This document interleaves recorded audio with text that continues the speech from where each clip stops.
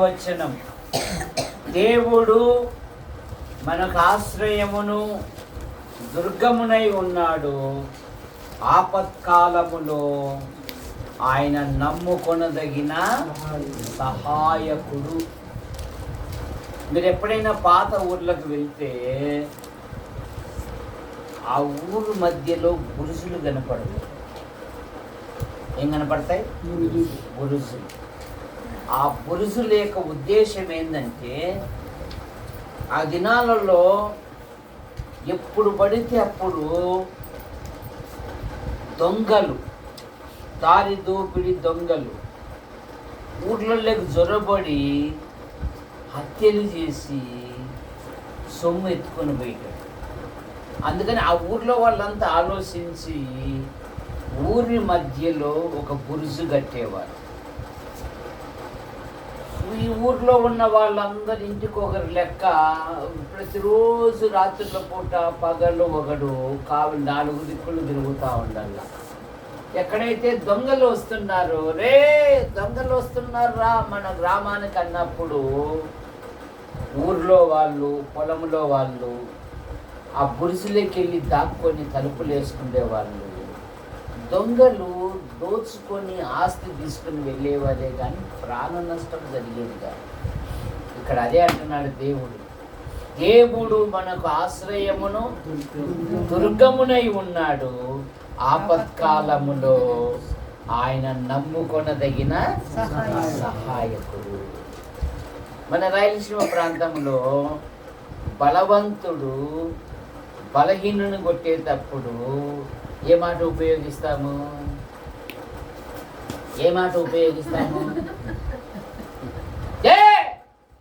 నీకు దిక్కొచ్చిన చెప్పుకోపోరా అంటారు.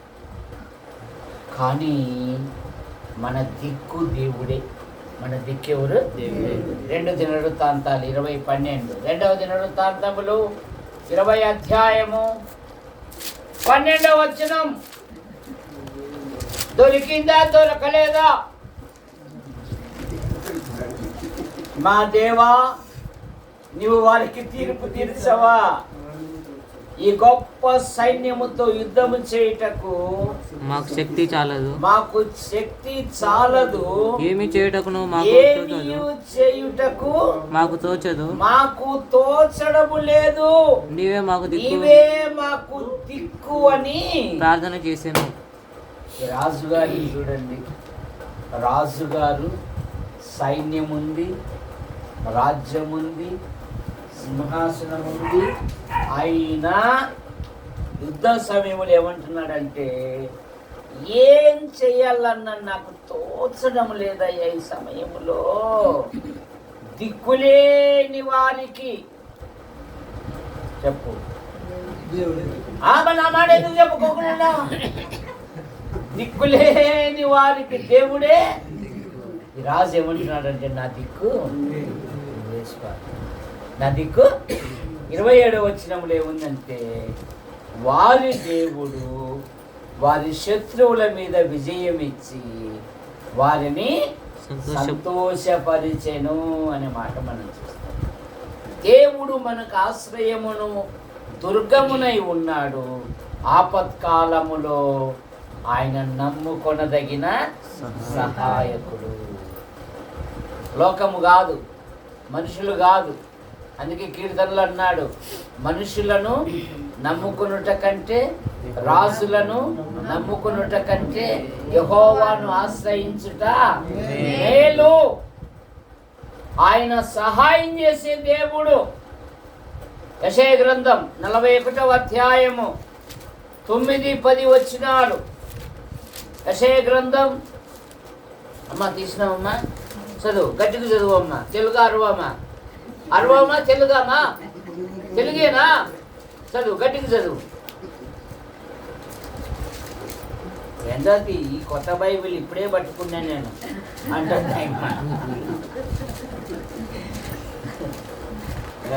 చదువమ్మా. భూ దిగంతముల నుండి 9-10. 41వ అధ్యాయము 9-10. భూ దిగంతముల నుండి నేను పట్టుకొని దాని కొనల నుండి పిలుచుకొనిన వాడా నీవు నా దాసుడనియు ఆ. నేను నిన్ను ఉపేక్షింపక ఆ. ఏర్పరచుకుంటున్ననియు నేను నీతో చెప్పి ఉన్నాను. ఆ. నేను నీకు తోడై ఉన్నాను. నేను నీకు తోడై ఉన్నాను, భయపడకుము. భయపడకుము. నేను నీ దేవుడై నేను ఉన్నాను. నీ దేవుడనై ఉన్నాను, దిగులు పడకుము. దిగులు పడకుము. నేను నిన్ను బలపరుతును. నేను నిన్ను బలపరుతును, నీకు సహాయము నీకు చేయువాడను నేనే. సహాయము చేయువాడను. నేనే. ఎవరో కాదు, నేనే. నీకు సహాయం చేయువాడను, నీతి అను నా దక్షిణ హస్తముతో నిన్ను ఆదుకొందును. కనుక తన ప్రజలకు ఆయన సహాయకుడు. అందుకని విశ్వాసి ఏం చెప్పాలంటే ఎబ్రీ పత్రిక 13వ అధ్యాయము 5-6 వచనాలలో నిన్నేమాత్రమును విడువను, నిన్నెన్నడను ఎడబాయనని ఆయనే చెప్పాను కదా. కాబట్టి ప్రభు నాకు సహాయుడు, నేను భయపడను, నేను భయపడను. నా జీవితంలో ఎన్ని శ్రమలు వచ్చినా, ఎన్ని బాధలు వచ్చినా, ఎన్ని ఇరుకులు వచ్చినా, ఎన్ని ఇబ్బందులు వచ్చినా, ఎన్ని అపవాదులు వచ్చినా, ప్రభు నాకు సహాయుడు, నేను ఎక్కువ గట్టిగా చెప్పే మరి చిన్నగా చెప్తాను, నేను భయపడను. రెండవ మాట 20 కీర్తన 1 వచనం. ఆపత్కాలమందు యెహోవా నీకు ఉత్తరమిచ్చునుగా.